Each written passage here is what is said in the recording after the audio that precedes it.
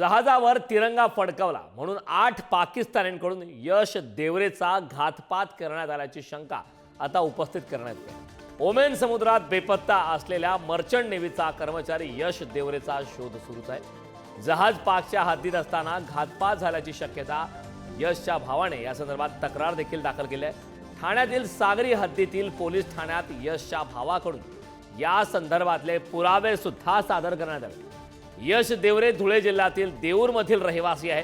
प्रजासत्ताक दिनी जहाजावर तिरंगा फडकावल्यानं वरिष्ठ पाकिस्तानी हे यशवर नाराज होते।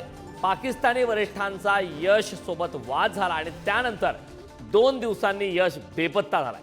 तर मर्चंट नेव्हीत कार्यरत असलेला धुळे तालुक्यातील देऊर येथील तरुण बेपत्ता झालाय। जहाज ओमान येथील समुद्रात असताना बेपत्ता झालाय।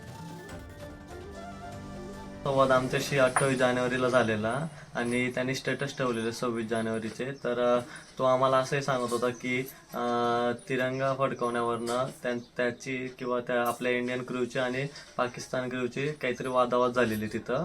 तर आमचा असा दावा आहे की जे पाकिस्तानी अधिकारी आहे आम्हाला त्यांच्यावर संशय आहे। महाराष्ट्र शासन व महाराष्ट्राचे मुख्यमंत्री उपमुख्यमंत्री कडे आमची एवढीच नम्र विनंती आहे की लवकरात लवकर आमचा भाऊ परत यावा।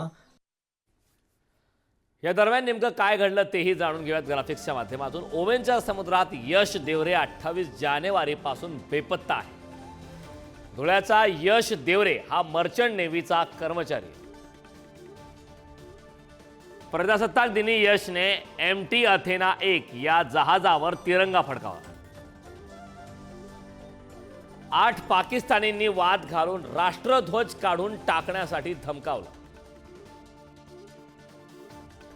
यश मात्र तिरंगा फडकावण्यावर ठाम, तिरंगा स्टेटसला सुद्धा ठेवला। याच कारणावरून जहाज पाकच्या सागरी हद्दीत असताना घातपाताचा संशय।